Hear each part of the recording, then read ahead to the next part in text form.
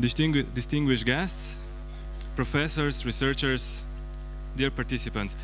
I propose that we start. I think we don't need academic quarters, so since this is the last panel of today's last panel, it's my great pleasure to have here 6 distinguished guest speakers. And I'm also glad to see you here, at least in this number as you are, because I was afraid a bit that you escaped all to the sun and to the beach. So, though the main purpose of this panel is to present the MERID project. MERID project, in fact, means as you already heard, Middle East Research and Innovation Dialogue. And its work packages. I'm sure that guest speakers will share with us some interesting thoughts. But before I briefly present my panelists, I just have some announcement. If you tweet, you're welcome to hashtag science diplomacy at EMUNI, hashtag H2020, or hashtag MERID. Also, I would like to say that this panel is also web streamed. And another announcement that I got is that if you haven't fulfilled the questionnaire for the EMs, you're warmly welcome to do it. The questionnaire can be found at the registration desk outside. So the MERID project, coordinated by Euro-Mediterranean University, EMUNI, starting in January 2015, is an example of science diplomacy in practice. It seeks to boost existing collaboration frameworks between European Union and Middle East countries, or as many speakers yesterday and also today referred between Europe and Arab world. It creates also new channels, forging new links, especially with countries and newcomers to the EU cooperation and in research and innovation. Here I have particularly in mind Iran and Iraq. And the MERID's ultimate goal is to employ research and innovation as channels for intercultural dialogue, mutual understanding and reconciliation. So the MERID involves 13 partners from different European Union countries, in addition to Egypt, Jordan, Lebanon and Palestine, as well as I already said, Iran and Iraq. Participation of the latter countries is of particular importance as the MERID project will represent the very first attempt to systemize support to the policy dialogue and engagement of research communities in Iran and Iraq in the EU's action and particularly in the EU's program Horizon 2020. So the MERID partners were carefully selected to embrace relevant stakeholders from diverse backgrounds, representing different sectors from research governance organization to civil society, including academia and from business sector. Okay, now let me briefly present today's panelists. Let me start with Ms. Tanya Dimitrova. She is the MERID project coordinator at the European Commission.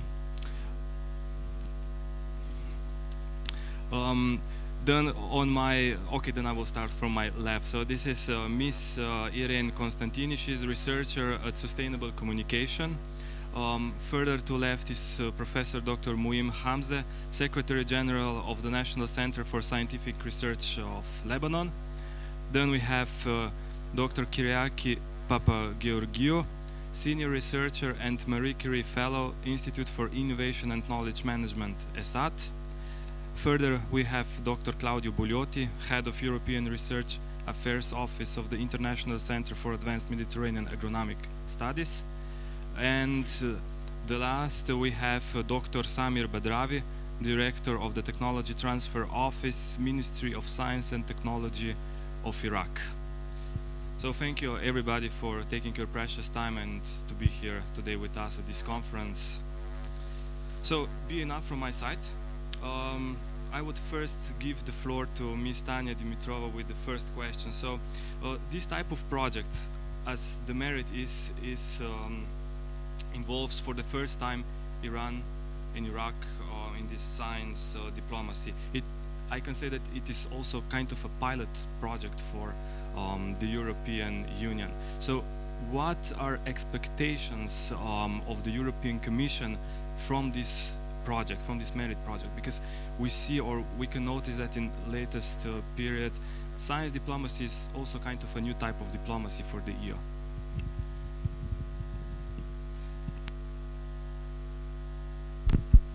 Thank you, Dejan. Good afternoon from me as well. I'm really pleased to address what has left from this distinguished audience. I have prepared a small presentation just to put the project in the context of the EU, Mediterranean and Middle East cooperation, which would maybe help you understand better what was the rationale of including such a call and how the European science diplomacy initiatives are developing. Shall we do that? Yeah. I think it would also save some questions coming later.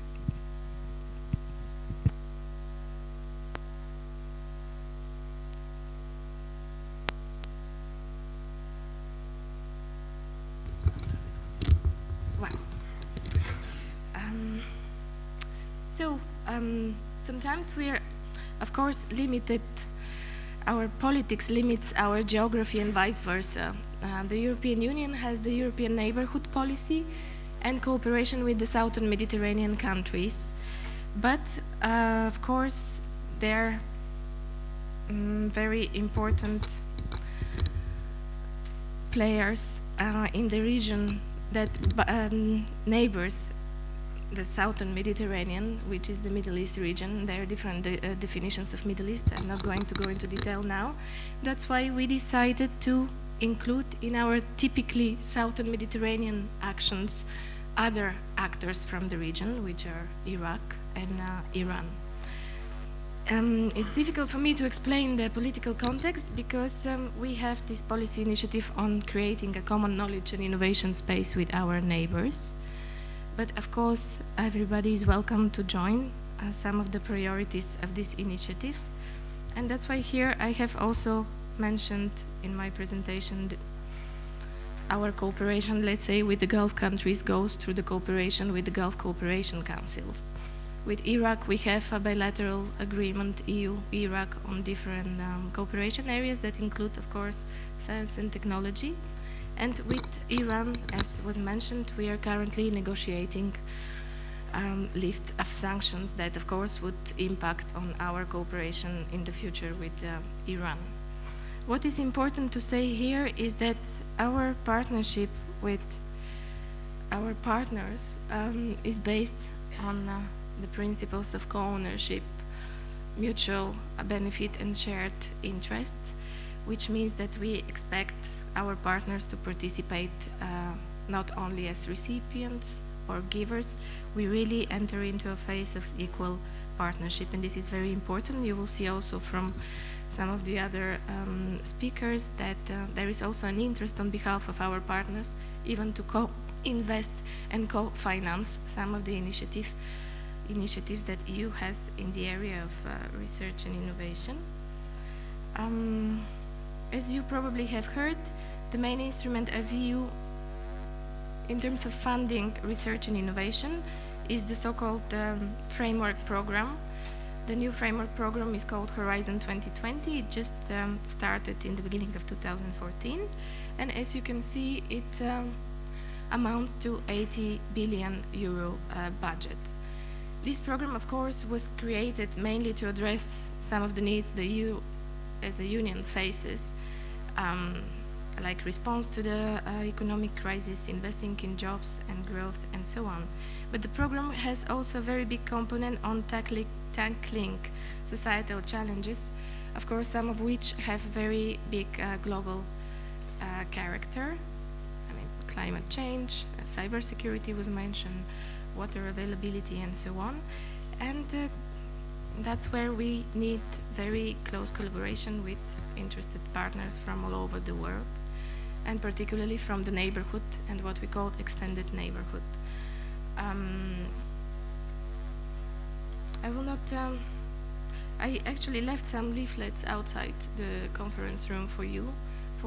There are some people that are very familiar with this program. For others that would like to participate in the future, maybe this would be interesting. to see some of the priorities and how exactly this process of participation happens. The EU research and innovation cooperation has a strong international dimension. You can see here that part of this international dimension includes science diplomacy. We have never really consolidated a new policy on science diplomacy. It's an emerging concept, but it will be definitely one of the priorities of the new EU Commissioner on Research and Innovation.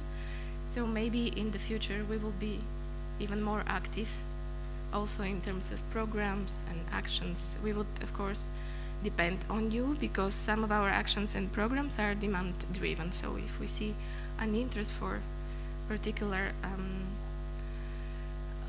funding in this direction, we would, of course, take your views on board.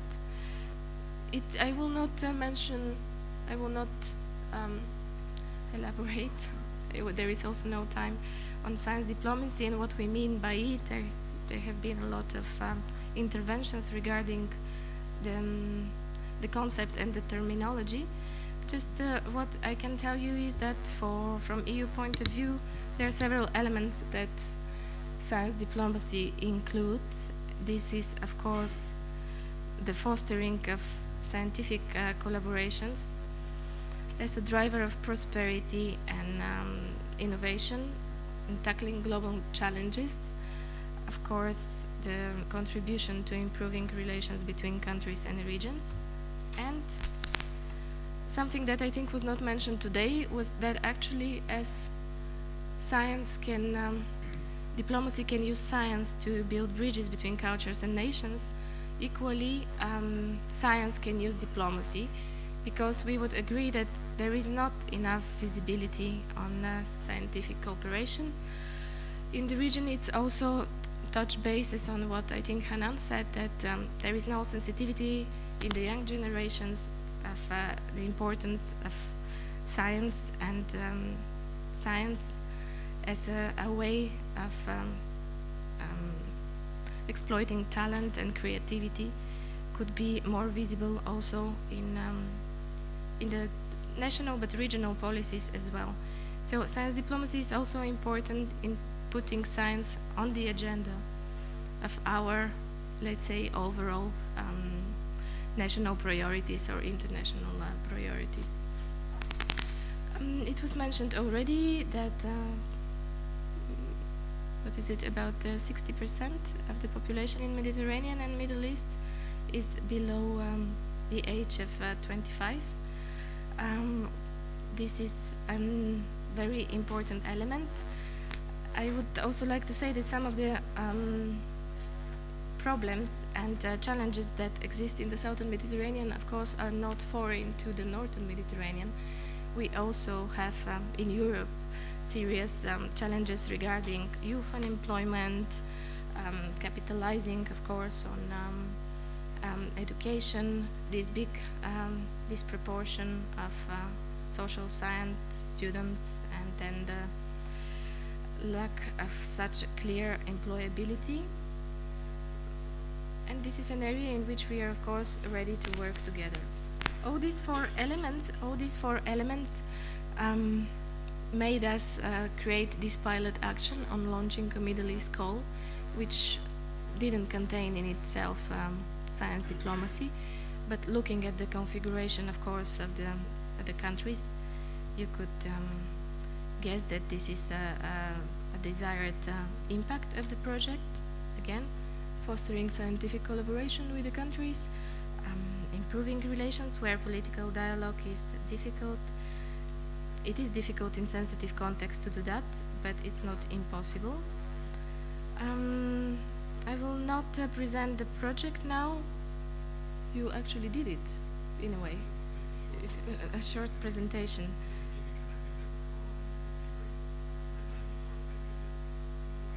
Related to the project, yes, it's probably early to say what our main expectations are, because we, as Commission, we would like, of course, to be part of the implementation of the project and help you with maybe clustering with similar initiatives like Sesame or others in the futures.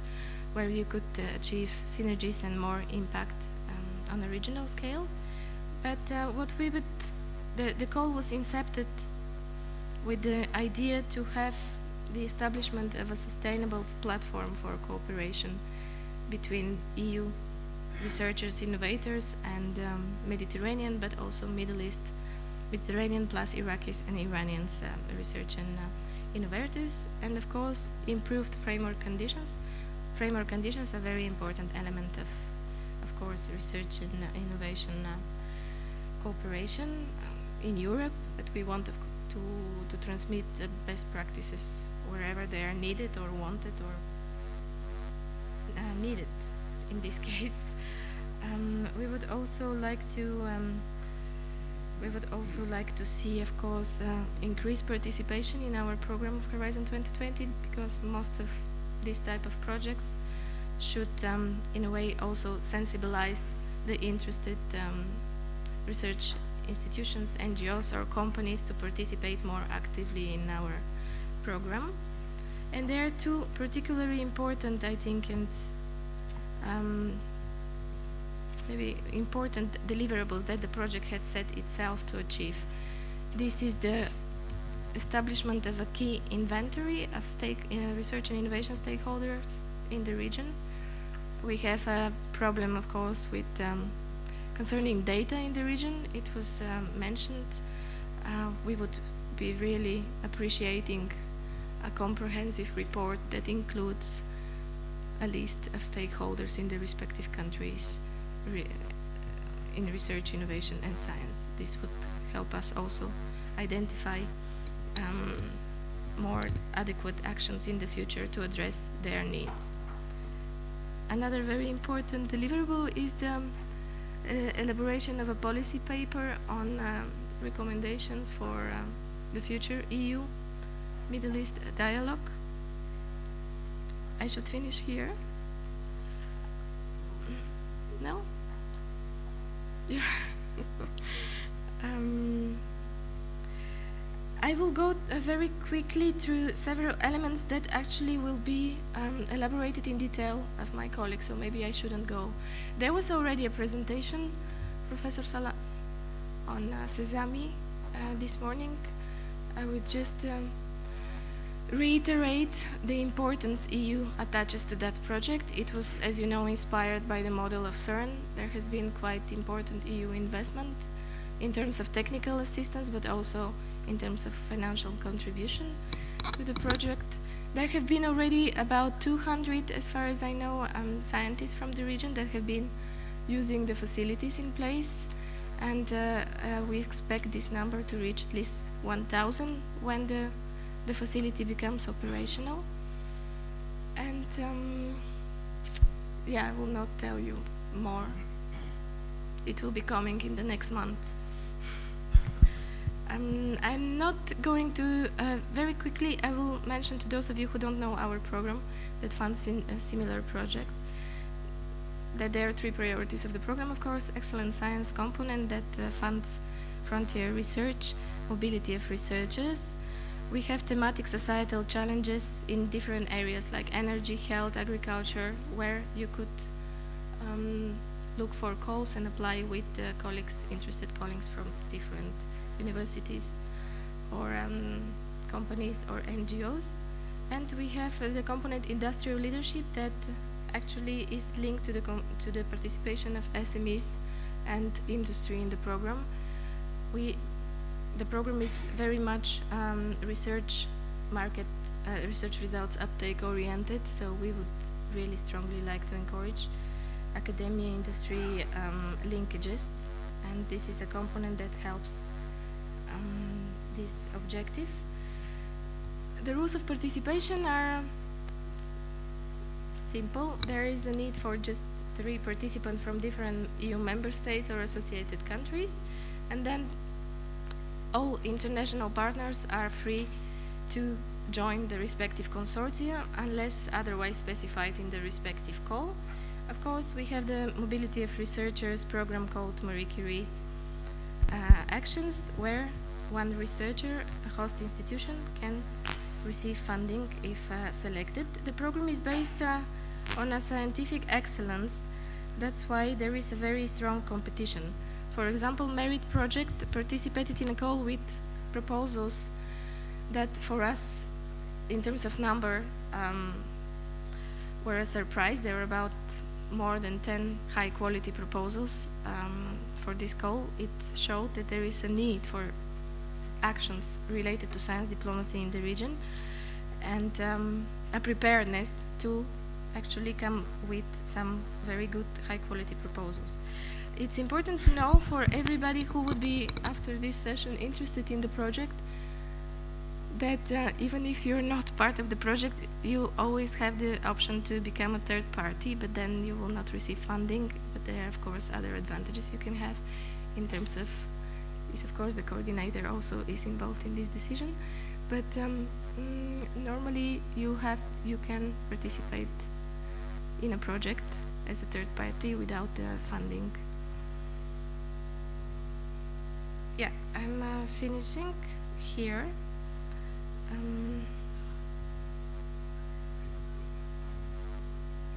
Yes, what I want to say to you and to the interested, distinguished audience, there are currently open calls that don't spell out in their name science diplomacy, but they are all relevant to these issues. As you can see from the titles, they are quite important and quite interesting.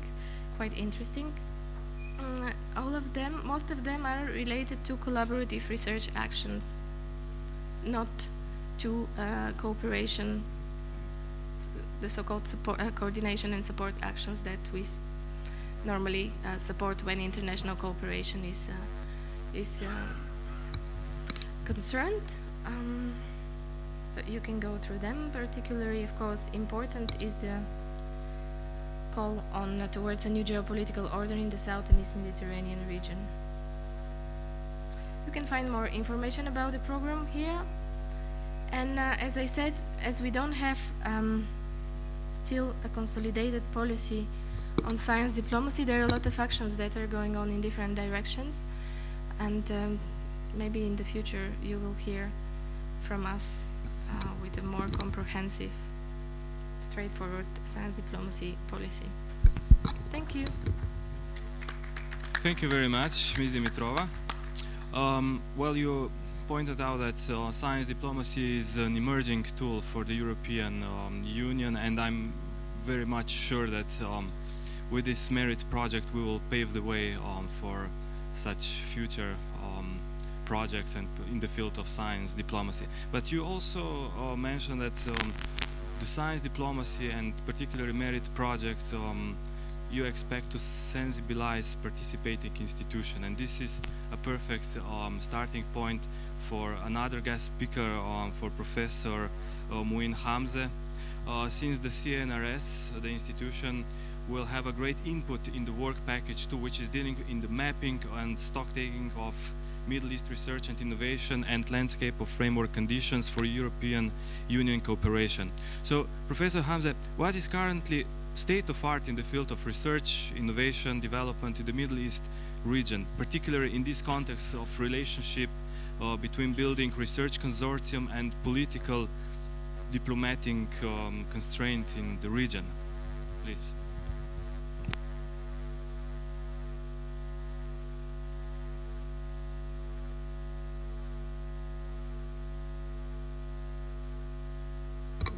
Okay. Doing scientific research and scientific collaboration in the Middle East is not an easy job. Managing national program for research and some regional program is a challenging task, but also depressing responsibility from time to time.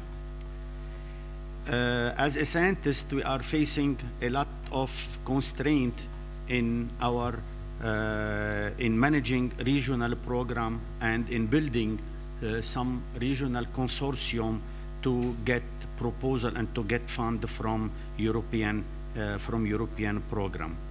Today's and yesterday in the opening, we were talking about these two magic words: science, diplomacy, science for diplomacy, or diplomacy for science. And I would like to highlight the fact that I don't think you are expecting that science will be able to solve all political problem and diplomatic problem. That's why I would like to vote for diplomacy for science and not science for diplomacy. In our cooperation in science, our main target was always innovation and development and the society and how to face and how to answer societal challenges.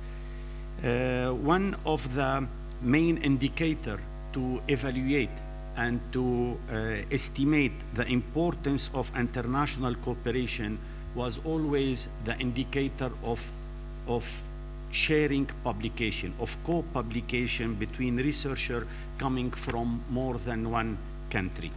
And sharing the intensity of international publication is increasing very significant way during the last decade. And I would like to highlight some data from 3 countries, Lebanon, Egypt, and Tunisia, between 2000 and 2010. And let me assure you that since 2010, this increasing is more important than the data I will present it now. Bibliometric studies show that that has been a sharp increase in scientific collaboration in Lebanon.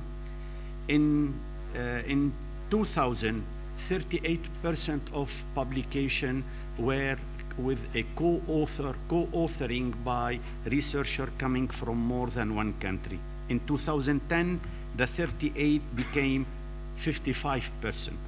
In Egypt, 28 in 2000, it became in 2010, 40%. In Tunisia, from 39% up to 44%. Which is more important is to see the tendency of this collaboration with main countries like France, United States, and Germany. In Lebanon in 2010, we had 37% of the co-author publication are with France, with French researcher, and 33% with USA researcher. In Egypt, 15% with Germany, I'm mentioning the highest ratio, 15% with Germany and 28% with USA. In Tunisia, 77% with France and 6% with USA. So this tendency show of co-publication that behind this cooperation there is a common project. There is a joint project financed most of the time by the two countries or by another organization, and we are facing a new tendency, we can label the scientific research in the Middle East as more universal than ever. I think we turned the page of having only a national project. The importance of the scientific research is by having this universal and this international dimension. All conditions are not in favor of this development. I would like to mention that during the last decade, we witnessed a blooming of a new private universities in most of the Middle East countries. I can mention Lebanon, Egypt, Jordan, and many other, and Iraq, but unfortunately, the blooming of the new private university did not have a positive impact on the scientific research, on the number of researchers, or in other scientific indicators showing the importance of research in each country. Since 2000, there is another constraint that we lost most of the bilateral program. Most of the bilateral program, we used to have a very important program between France and Lebanon, between Italy and Lebanon, and between France and Arab North African country, but those programs are really modest for the time being, and they are having less and less resources to support research and even higher education in our country. So the public fund still the main resource, national resource to support researcher. The only fund is the public fund, which we should add some fund coming from a few number of private universities. Not all private universities are involved in scientific research, and if we are surviving is thanks to the European and Euro-Mediterranean program.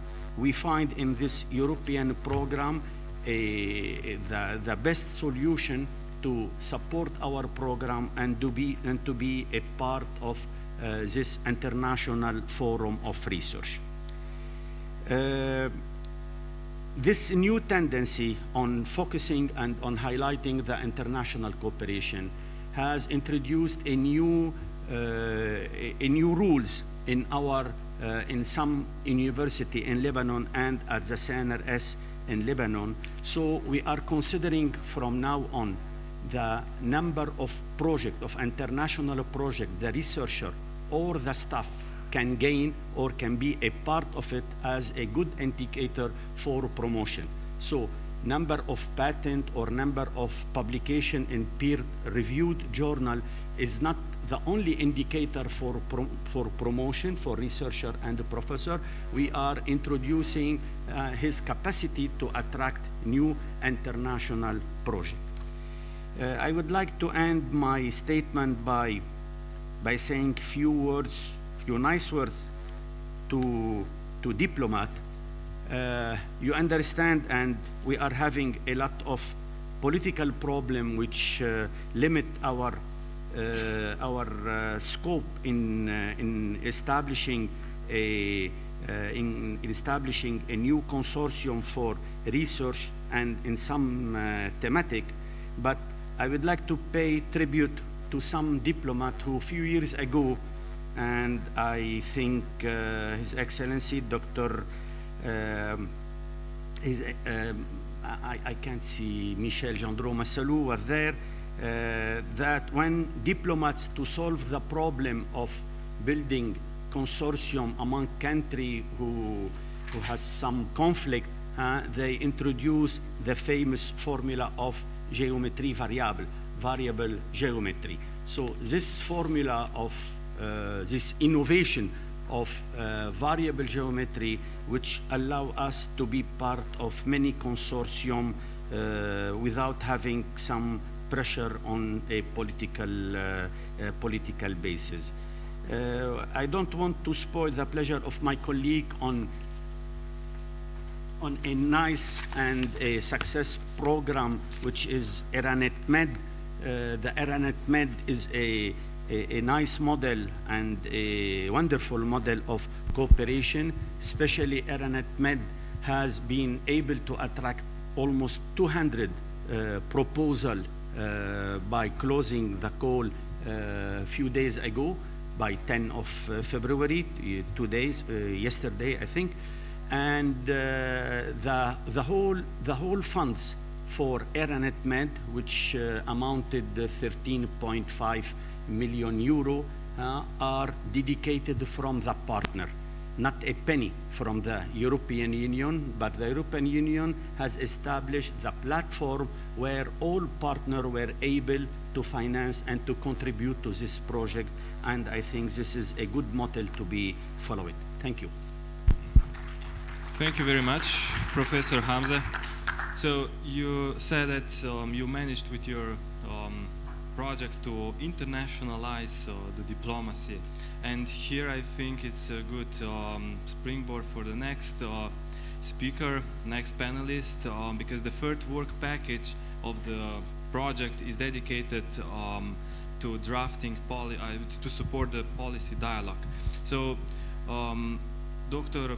Papageorgiou, what are the needs and priorities and gaps in cooperation, or in other words, how we can strengthen the cooperation as well as regional, bilateral cooperation in order to enhance these general framework conditions for cooperation?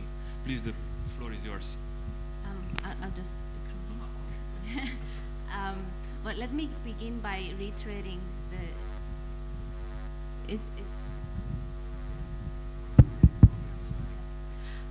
I'll begin by reiterating two key messages that have been said by previous speakers over the last day and a half of the conference, which are that in order to have a successful science, technology, and innovation cooperation with international partners, you need to have first an effective dialogue platform, ideally supported at the highest level.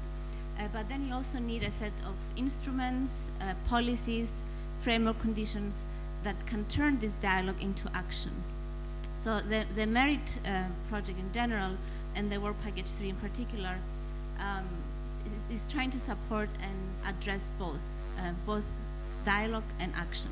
So I'll focus my comments on actually some of the tasks that we'll be doing in MERID in this project, and maybe invite all of you to give us your comments.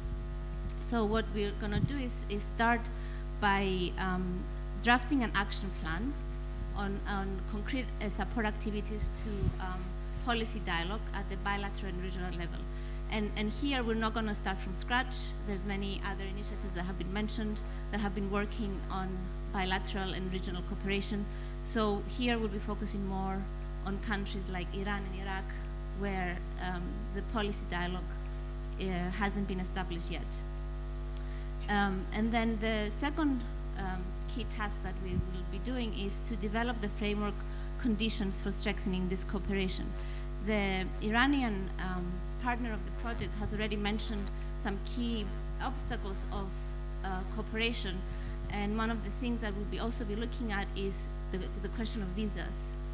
And this is it's small but a big issue that we usually face when we come to cooperation. It's a very practical one, and so this is one of the key issues that we'll be tackling in our work package.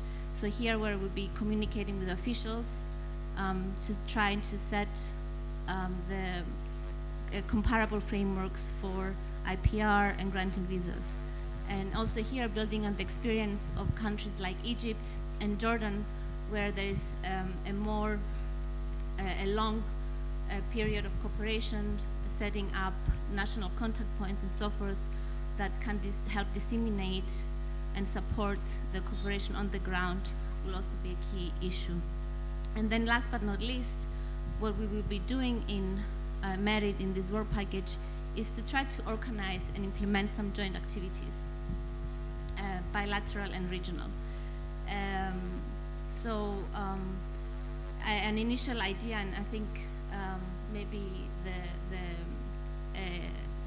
the scientific event that will be organized in December by one of the partners will be a great opportunity to gather there and talk about technology management, and also other topics. Energy has been proposed as one, maybe drawing on the recent discussions on food, water, and energy nexus might be a good point of topic for an event, social innovation, and so forth. So in a nutshell, what we are trying to do in Work Package 3 and in the MERID project in general is try to support dialogue, but then try to find concrete ways that we can turn the dialogue into action. Working on visas, working with, communicating with high-level officials on IPR issues, disseminating opportunities in Horizon 2020, enabling scientific exchanges, but then also trying to find the instruments that can start a real scientific cooperation in issues that matter: food, energy, water, social innovation. Okay, thank you very much for this presentation. Sure, I fully agree that we need to move from dialogue to action, and I think that the best speaker to address this issue is next panelist, Dr. Claudio Bogliotti. Well, your institution is very experienced in offering activities, of course with intention to bring such dialogue or plans into action. What type of activities you see or you propose as the most appropriate in order to achieve these project goals? And maybe another question related to the MedSpring project. For all those who don't know, the MedSpring project is another project which is focusing or the most on the Southern Mediterranean cooperation. Maybe if you can highlight also what synergies might be between MERID project, MedSpring project, what connection, etc. Please. Yeah, thank you. Can you hear? Yeah. Thank you, Dejan. Well, anyway, difficult to to say something more and new because a lot has been said by the predecessors. Before really answering to the two questions, I would like just to make a very short preamble. I don't know whether MERID is aiming as a very final goal, I mean, to science diplomacy or not, and it will be maybe up to the project to demonstrate that it will really do something there. Certainly, MERID should be seen, in my opinion, as a complement to what are the existing activities and past activities, and it should be seen also as a sign of continuity of the past activities. Because I think we would really fail in MERID, and I look at Hamid, which is really far down there, we would really fail if we disconnect MERID from the other things. So, because afterward, we know that, I mean, the cooperation, as it has been said this morning, started with the Barcelona process, and from the Barcelona process to today, there have been a lot of international cooperation actions through the research framework program, from the FP4, 5, 7, 6, 7, and H2020. And we would fail if we forget about this. So MERID is afterward the evolution as well as the product of what it has been done up to today. Therefore, after saying this and having made this short preamble, what are the principles which have been really triggered or driven the last years of international cooperation in the Euro-Mediterranean regions? We don't have to start from very far away, but let's see, I mean, from the recent dialogue events or policy dialogue events. Certainly, as it has been said by Tanya, co-ownership is important. Pursuing co-ownership is now becoming a must. We learn, as Mouin said, that there are financial synergies to be put on the table in order to decide together, the EU member states as well as the Mediterranean countries, to decide together what to do. Put the money together, we decide what to do. So the co-ownership.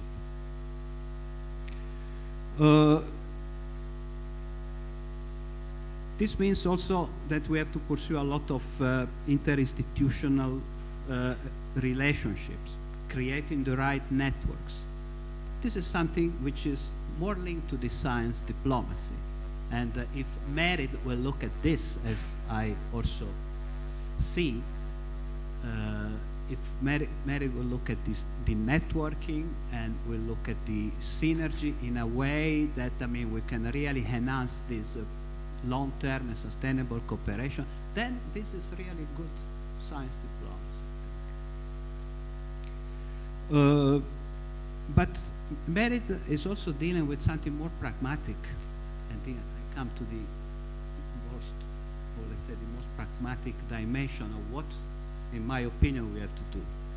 We have been talking about education this morning. The education is important in science diplomacy.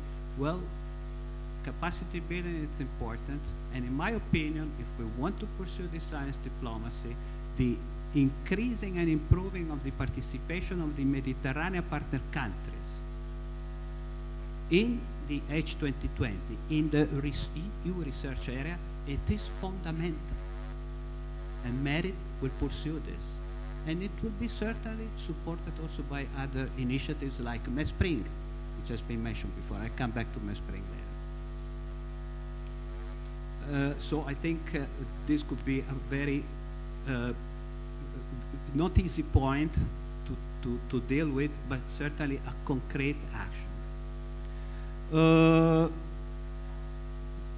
I talk about interinstitutional synergies, financial synergy. Of course, this means also trying to do actions in order to increase the awareness, but not the awareness of the researchers only, not the awareness of the policymakers only.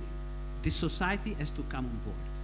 And this has been said before, and I think Irene will also maybe mention this, that the intention of MERID is to take the society on board, exactly as MESPRING has been doing for 2 years now. And these are the complementarities, and this is the continuity.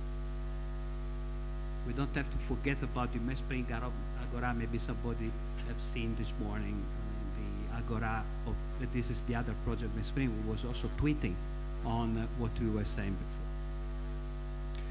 before. Enhancing innovation, as also Tanya said, innovation is really, an important dimension in which MERID has to dig out. How? This is going to be a little bit, I would say, tricky, difficult. We have been discussing and talking about innovation since many years now. Even social innovation, I've heard. But when you go on the ground, creating real partnership is really very difficult. And I think MERID should challenge this, try to see whether we can really build partnership. And this is also one of the goals of MESPRING, for example. Let's see if we can create synergies. About MESPRING. Well, certainly MESPRING is an Econet project. I don't know whether in the future this kind of tool will exist anymore or any longer. But certainly MERID exists, and exists thanks to a certain kind of evolution, which is a political evolution, dialogue evolution. So I think that the future should also foresee this kind of actions in order to sustain the policy dialogue. As it has been said also by Tanya, by the Commission, the policy dialogue is important, but we need the tools. MESPRING is ranging from one activity to the other of all what I said before. Capacity building, the society on board through the Agora. We also support innovation through brokerage on the ground. For example, we will be in Berlin in almost 2 weeks' time, less than 2 weeks' time, and we bring young entrepreneurs having brilliant ideas, hopefully. We pitch them, and these entrepreneurs are coming from the Mediterranean countries, both south and north, not only the south, together, and try to get in touch, and we will put them in touch with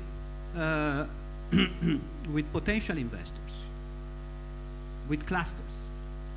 Those people who could be interested in the idea and could really use the idea and get in touch with these people in order to maybe nucleate a first action of partnership, maybe incubate the idea. So we try to do something very on the ground. So we should give continuity to this, in my opinion, when we talk about innovation. Innovation is not only theory, as it has been said this morning. We don't have to look at the theory only, but we have to go on the ground. very close synergies I see between MESPRING and MERID, for example, are on in the area of the capacity building, and here I come to what SIAM is responsible for within this MERID project. It's responsible of the work package of capacity building. Capacity building on what? Capacity building on, first of all, really try to increase, the capacity of the countries, of the Mediterranean countries, Middle East countries, sorry, to get more into the research program, the EU research program, in the H2020 or even other programs. Through training, through supporting regional info days, but we also have innovation, okay, included in this capacity building. So I see that, there are synergies, but the continuity is more important sometimes than the synergy, because MESPRING does not come alone. MESPRING is building on MIRA, which was another increment. MESPRING would not have existed if there was no MIRA, and MIRA would not have existed if there was not something else. So I really want to see MERID looking forward in the future and see also what could be the future tools of the cooperation. Last word to Eranet Med, and I thank Mouin for saying what you say, Mouin, about Eranet Med. It has been really a success, another project under the coordination of SIAM. We have actually launched this action without really having, with this good spirit of ownership, but we could not really imagine, first of all, of launching a call of more than 3.5 million euros, and receiving 190 proposals in the area of energy, water, and the nexus between water and energy. It went beyond any expectation, I think. Now it is up to us also to have a very a lot of work to do for the selection of the proposal and the evaluation.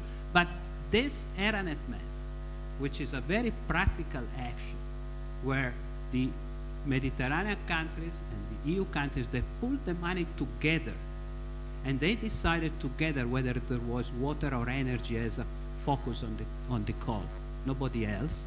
This is, I would say, the demonstration that we can make it. We can do it. We can really pursue the concept of co-ownership, and not assistance and not transfer of technology, but doing things together. And I finish. Okay, thank you very much, Dr. Bogliotti. If, of course, as you said, if the project is, if MERID project is as successful as you describe it, hopefully will be, we need to communicate these activities results also to wider community. And here I come to our next speaker, Miss Irene Costantini. So there is always challenging and kind of difficult to communicate and disseminate project results in the European Union. A lot of innovativeness needs to be put in this task. So I assume that there will be even greater challenge for all of us to disseminate project in non-EU countries, especially Iran and Iraq. So these two countries are newcomers in the EU structures, at least in this regard. So do you already know which activities, dissemination activities, would be the most appropriate in order, as I said, to disseminate project ideas, results, etc.?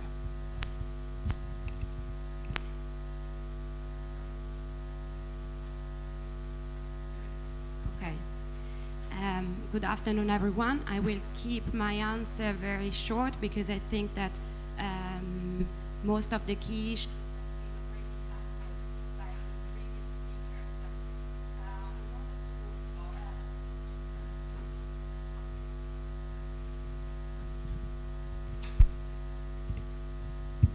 Now can you hear me? Yeah. So I'll keep my answer short because I think that most of the key issues related to MERID project have been already tackled by previous speaker. What I would like to say in order to answer to your question is like addressing the question of what does it mean science diplomacy in an era, a digital era. So what are the challenges, what are the opportunities of using ICT technologies in order to work in science diplomacy? I think that the answer of science diplomacy in a digital era can be built upon two key aspects. The first aspect is access, open access. That means equality in access, regardless of the geographical origin of researchers, regardless of age, regardless of gender. And in relation to this, I'm happy to be speaking in a panel in which there is some gender balance. So this is the first aspect. The second aspect is sharing. That's the other aspect of what does it mean to do science diplomacy in a digital era. Scientific communication is morphing, so scientific communication is morphing towards what has been often defined as distributed intelligence. Distributed intelligence doesn't mean only intelligence among researchers, but also it includes also society. And here I go back to what Claudio was mentioning before. These two aspects, access and sharing, are the key elements in order to generate participation. These are also the two elements to generate awareness, not only among researchers, but also among civil society and society more broadly. What we will be doing in MERID as the responsible of the communication and dissemination work package is precisely to work in this direction. So increasing participation, not only of researchers, but also of the broader society, and increasing awareness. Increasing awareness means doing what we are doing now as well, like broadcasting live these events. This means increasing transparency in what we are doing, and so being contributing to make people more aware of what's going on in the research and innovation platform for Middle Eastern countries. More practically, we will be using all sorts of new ICT technologies, nothing revolutionary, but of course doing a serious job together with our partners. And I think that the answer of like the challenge to communicate results in all the countries involved can be overcome thanks to the collaboration with the partners that can also work at the country level in order to better disseminate both at the national, at the regional, and at the regional level. So I think I answered your question, and yeah. Thank you very much, Irene. So if we moved before from dialogue to action, we can make a step back. Since we have Dr. Badrawi, who is a representative of Iraq partner, well, Dr. Badrawi, MERID is basically all about diplomacy and intercultural dialogue. Dialogue, as you mentioned in our several discussions before. So your institution and expertise are science, technology, and innovation. So we heard now how things should work and will work.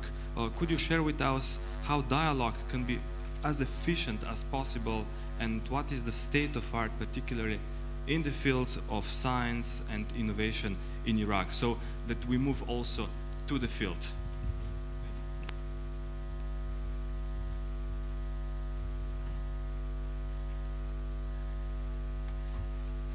very much.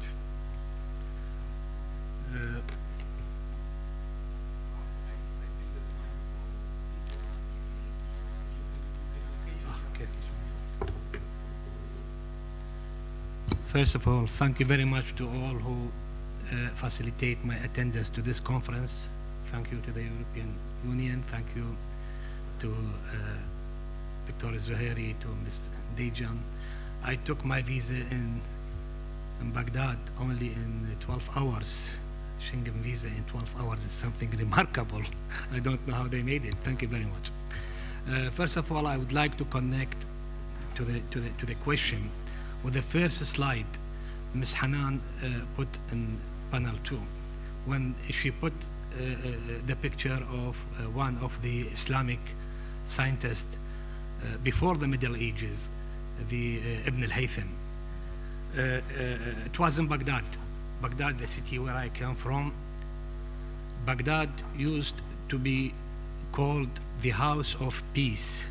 I'm talking about for 500 years, from the 8th century to the 13th century. At this house in Baghdad, there was another house. A place used to be like an academy. This academy claimed to be the first university in history. It was called the House of Wisdom, Dar al-Hikmah. 5 facts I would like to extract from history, what was happening in that house during those 500 years. First of all, the concept of library catalog was first established there. Fundamental research, basic research on different disciplines of science, mathematics, astronomy, and medicine were conducted in that place.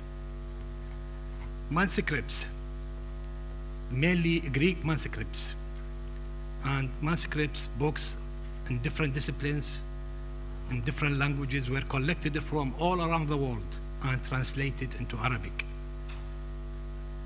Scholars from all the world, they were welcomed, they were invited to come to this place, apart from their colors, apart from their nationalities, apart from their religion. And finally, the most important, that there was an event at that place that was took every day. Scientists, scholars, philosophers, translators, writers, copyists, they used to gather every day. They meet every day to write, to read, to translate, to discuss, and the main thing, to dialogue. So this is my key word to this conference. Dialogue is the key word, is the word for better life. Baghdad, Iran, and you call it the South. I guess you're talking about MENA region, the south side of the Mediterranean, and all Middle East and North Africa region.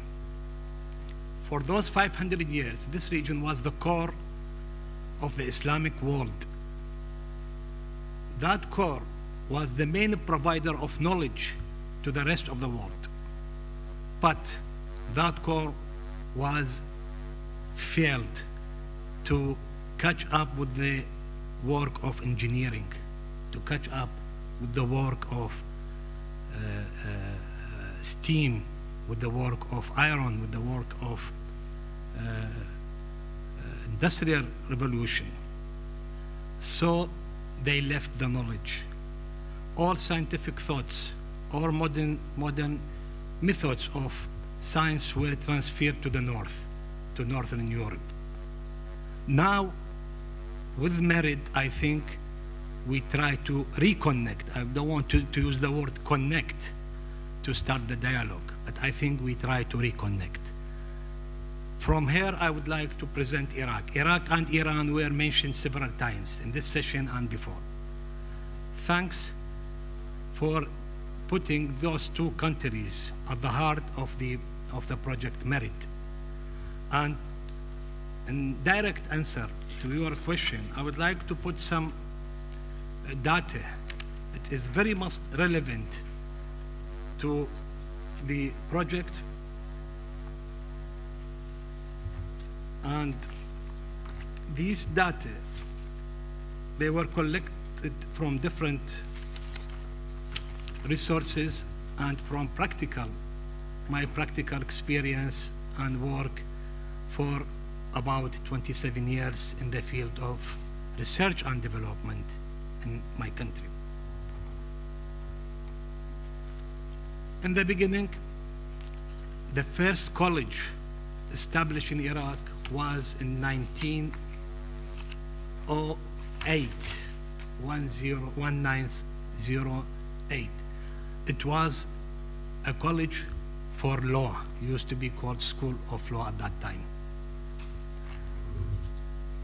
And then the first college of medicine was established in 1927. Amazingly, the first law of intellectual property, the first law of patents, utility patents and design patent, was established, was issued, drafted and issued in the year 1934 of the previous century. All of that is in Iraq. And then the first formal college of engineering was established in 1942. During the 50s of the last century, two major events took place within the science technology sector in Iraq. The first one is the establishment of the Iraqi Atomic Engineering Commission, 1956. And the second one was the establishment of the University of Baghdad in 1958. And then during the 60s, another three major universities were established. One of them in Baghdad, which is Al-Mustansiriya University, and one in the north, which is Mosul University, and one in the south, which is Al-Basra University. Again, in the 60s of the last century, the first research institution was established in Iraq, which is the Higher Council for Scientific Research. Now, by the end, or in the beginning to the 70s, we have two main institutions. One for research and development, which is the Atomic Energy Agency, and other one mainly for research, as a research institution, which is the Council for Higher Research. During the 70s of last century, 70s used to be called as the golden era in Iraq. In all sectors of life were enjoying a very good economical and social variables. As for the STI sector, for the science, technology, and innovation sector, the number of higher degrees holders in the discipline, in various disciplines, became very considerable. Increasing number of higher education colleges, institutions, research and development centers, and commission inside several ministries other than Ministry of Higher Education and Scientific Research. During the 70s, there was a heavy industries under the name of the General Foundation of Technical Industries, which was inherited later on by the remarkable Military Industrialization Commission, MIC. Both major institutions in Iraq, MIC and the atomic energy, played a leading role in the science technology sector till the beginning of the year 1980.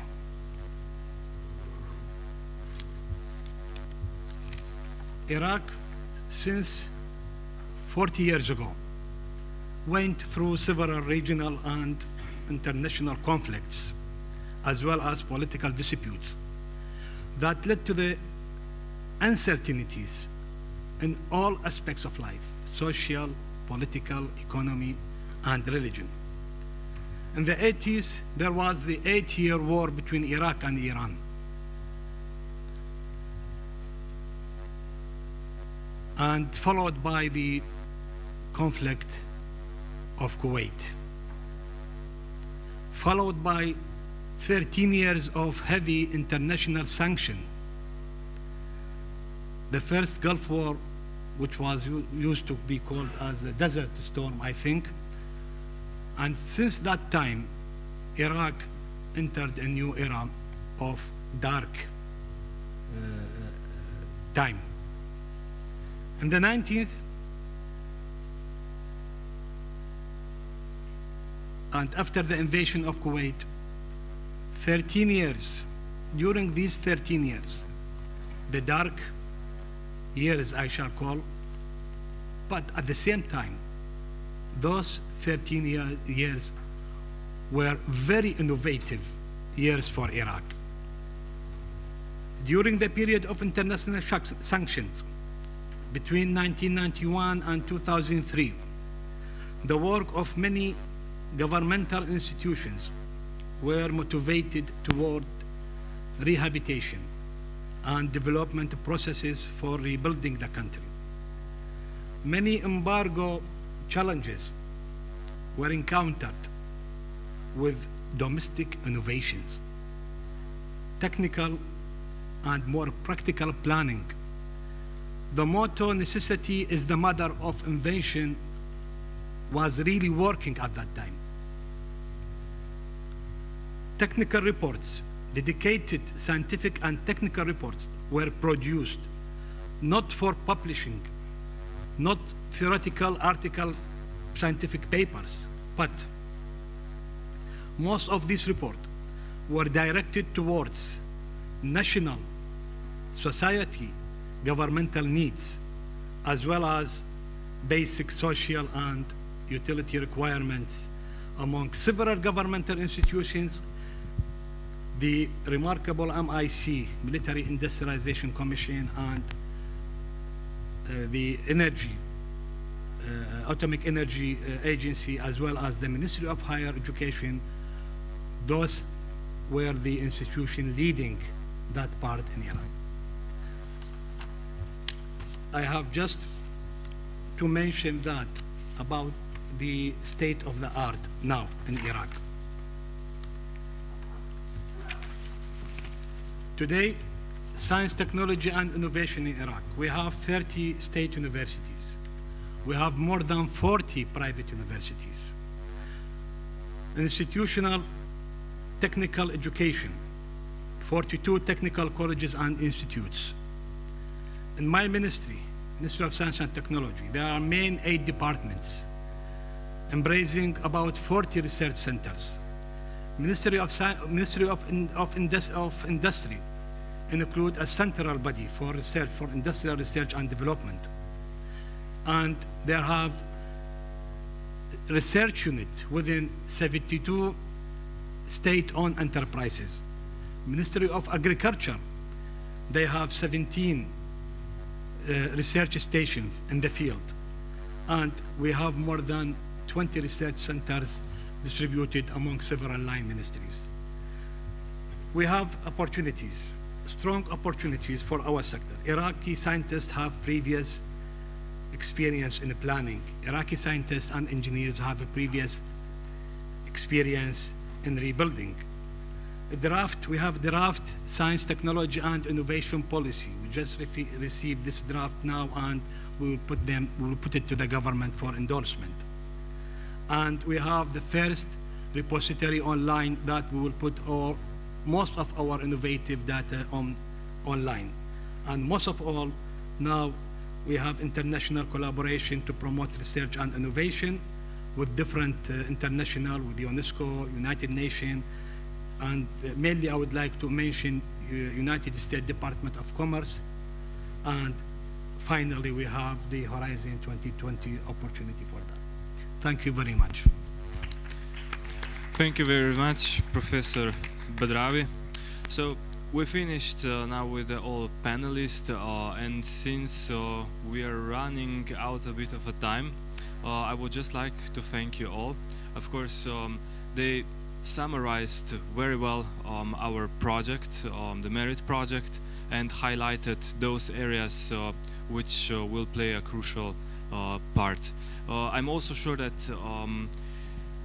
you will some questions arise during this discussion, but since I don't want to hold you more in this hall while outside is still the day, so maybe I will just pick one or two questions if there are some.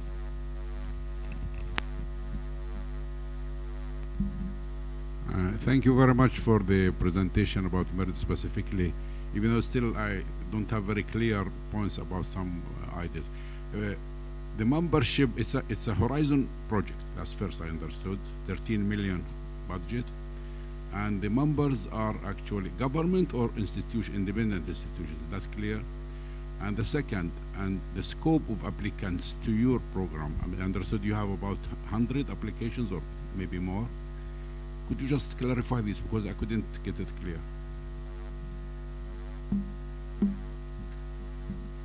Thank you for the question. Please.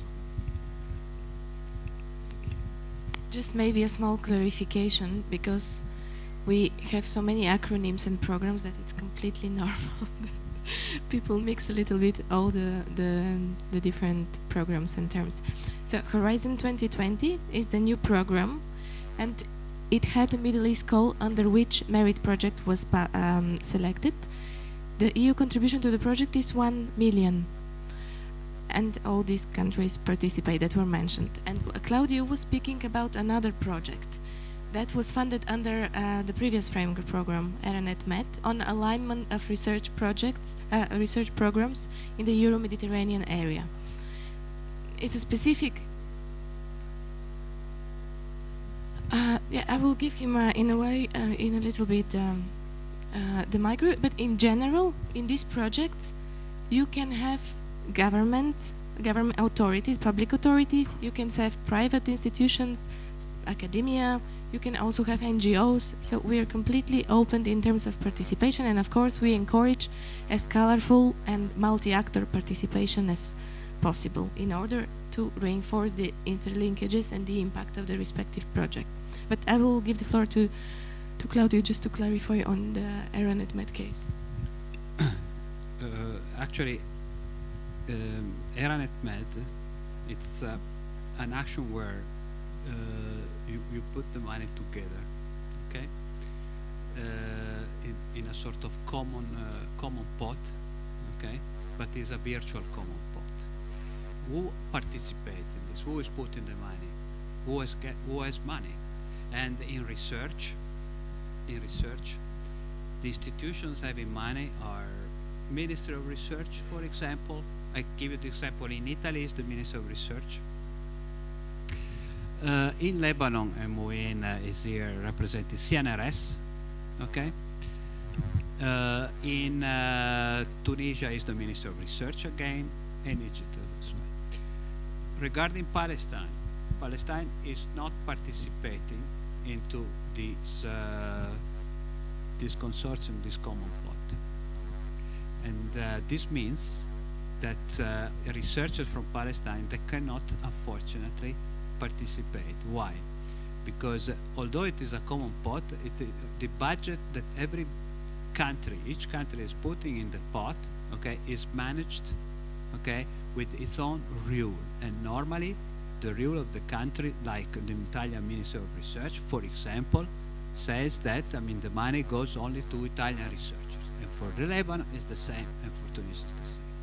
But ERANET-MED, the platform per se, okay, the platform per se, it's a platform with a EU flag. That means that it's the EU, okay, launching a call, asking, okay, the countries to put together, to present a proposal which includes call for proposals.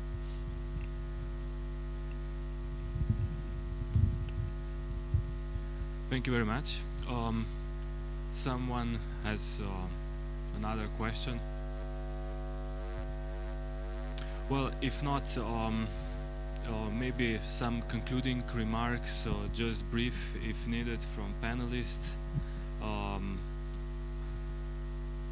Okay, yeah, I agree.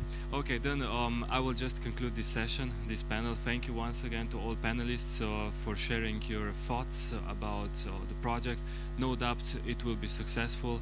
Of course, we will strive very hard to fulfill all criteria, requirements, and of course, what is stated and written in the application form. Once again, thank you, and yes, tomorrow we continue, but with MERID partners. Maybe just one technical notice. The bus, we will have the dinner at 7:30, if I'm not mistaken, and the bus will wait in front of the Grand Hotel Portorož for all those who would like to take the bus. Otherwise, you can walk. It is only 10 minutes nice walk from here to the canteen. But